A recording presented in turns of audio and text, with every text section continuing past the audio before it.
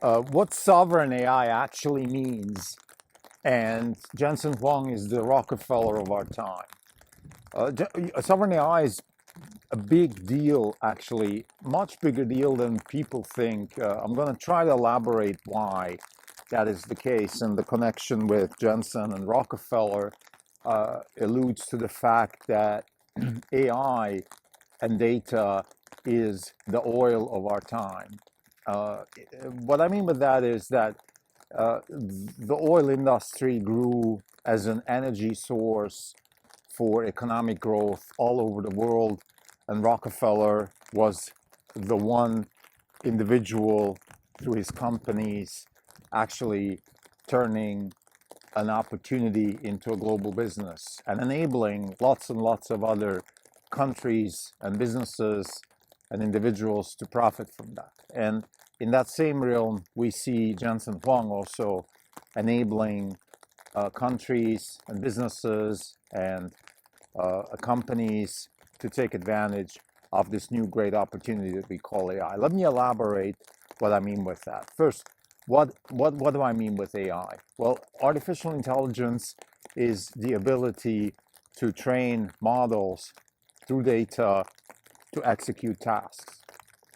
And as we grow this business and grow the models and grow the versatility of these models, I think it's fair to assume that 5, 10 years from now, we'll have very, very powerful models that can do lots of complex work and therefore enable more efficiency and more economic gain for the individuals that are involved.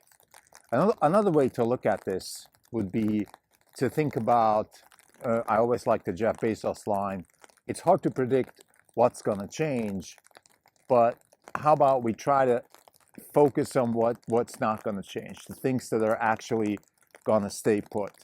And I think one thing that's going to stay put is that we're going to want to have more work done for less money.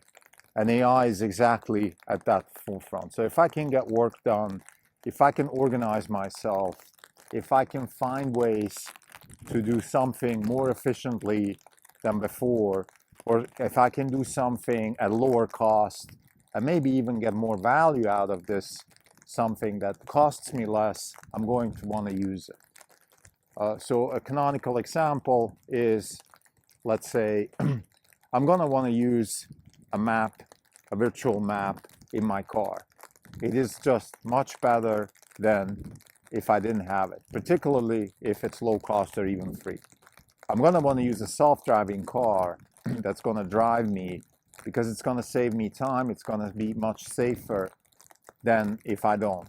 Now, to have that self-driving car drive me around, somebody has to train that car to do that. The models are trained through math and computation.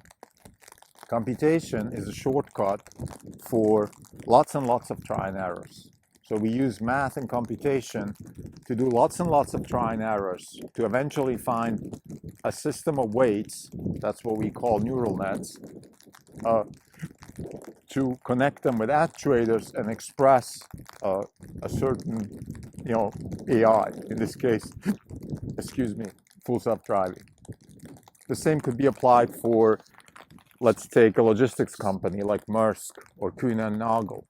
They have a very complex logistics supply chain. There's a lot of people involved, a lot of paperwork, a lot of stuff needs to be organized and thought through and determined before goods can move from A to B. This whole workflow could be done by agents or agentic AI much more efficiently with much less people. We could do a lot more with less money. For that, we need artificial intelligence. Now, artificial intelligence per se is, there's a couple of things there that are important. There is supervised learning and unsupervised learning, and I think we've went through this in the last 10 years. We went from supervised learning, which was AlexNet, to unsupervised learning, which was GPT.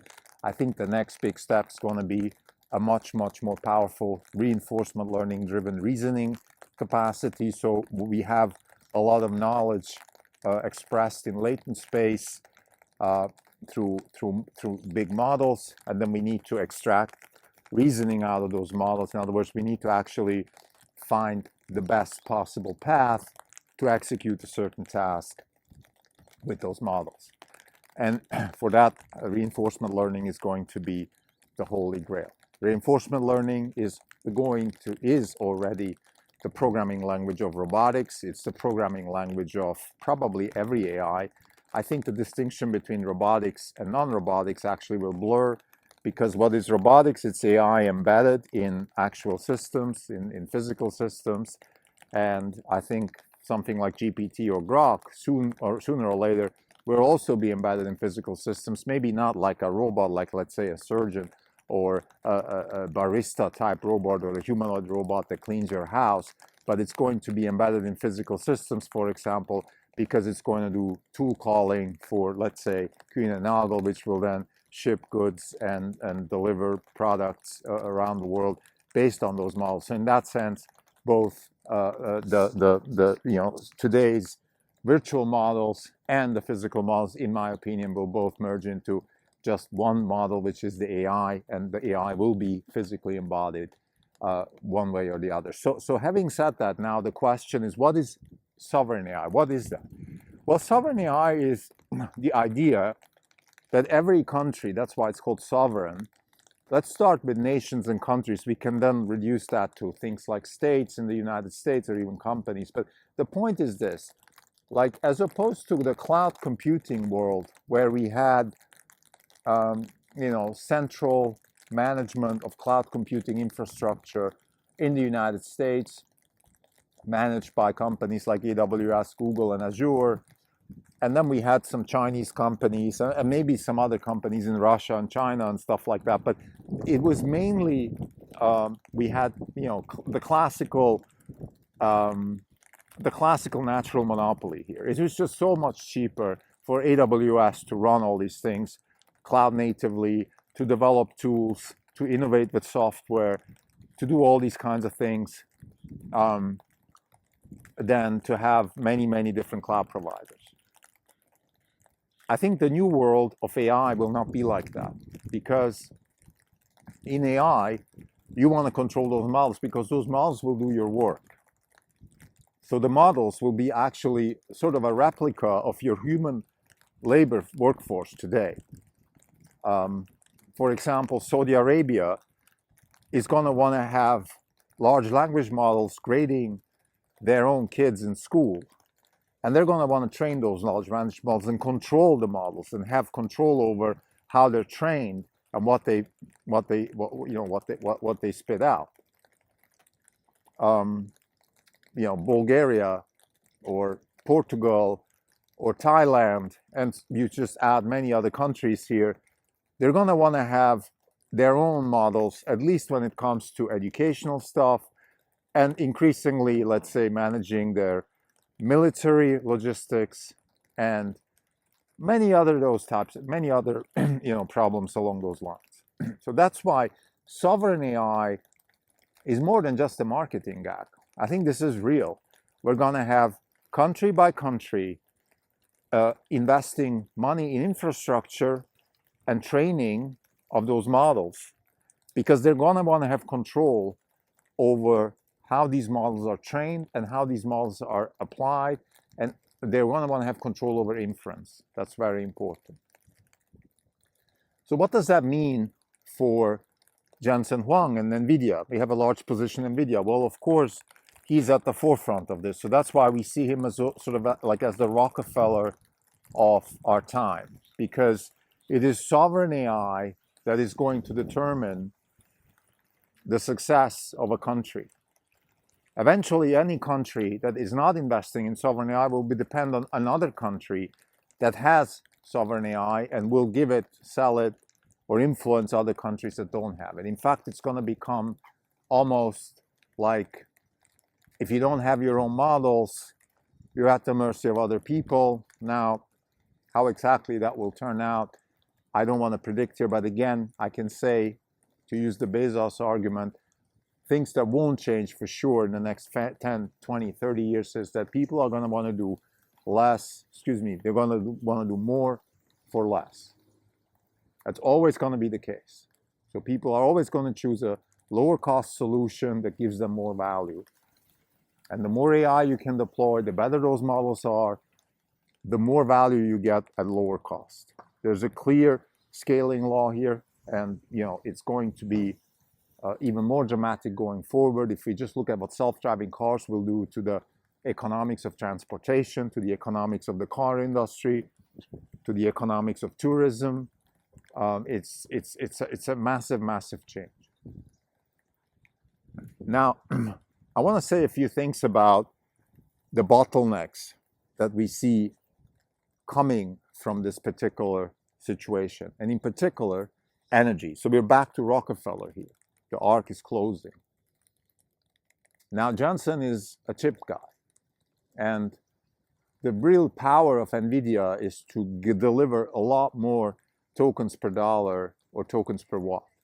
So NVIDIA is actually at the forefront of delivering value where it's needed. Nevertheless, I think any country, whether it's the United States or Thailand or Bulgaria, will face the same question sooner or later, which is not just, are we going to invest in the GPUs and all of these questions which are important, but do we have the energy? Do we have the electrons needed to train these models? At least for now, we don't have a better way to train these models. There might be better ways, lower energy requirements for training. I think there is research in those fields, and we could potentially even see some breakthroughs. But for now, the more powerful the models are, the more electrons they use. Just how it works with the chip industry and the way transistors work and all of that. So having said that, now we are predicting not a shortage of energy resources, but definitely a need to invest heavily in energy resources. So investing in energy resources will be the equivalent of investing in sovereign AI, which is the equivalent of staying ahead of the game, of the global economic game. So we need to find ways to invest in energy, and energy can be invested in through actually energy infrastructure, whether it's wind, solar, oil, gas, all these things, or it can be also invested through, again, through companies like NVIDIA, which make technology, training technology or chip technology that actually allows us to do more with less. So to summarize, sovereign AI is much, much more than just a marketing gimmick here. It's much, much more than a slogan. Well, Saudi Arabia wants their own AI, and Switzerland wants their own AI and all that. I think every country, sooner or later, will face the same problem, which is either we do it or somebody else is going to do it for us. It's even prevalent if I look at something like self-driving cars. Even there, we have countries like the US and China, which are pushing forward full self-driving. And then we have, for example, Europe, which is holding back to protect the car industry, and maybe also for political reasons because they don't like Elon Musk and things like that. But eventually they're staying way behind. If you don't have self-driving cars next year driving on your street somewhere at a larger scale, maybe not full scale, it's going to take some time, but at a larger scale, you are falling behind. You are like a third world country. It's going to become very prevalent, and this is just the beginning. Imagine what this is going to do to your schools. Imagine what this is going to do to your workforce and to your military and all of those things. So, and all of these things will be tied to models and eventually to energy, because the more energy you have, the more you can train, and the better your models are, and the better your technology is, the more you can get with less. So energy, technology like NVIDIA's Blackwell and the next generations, the software tied to it, and the models that come out of it will determine economic success and economic status of any country. And that's what sovereign AI actually means.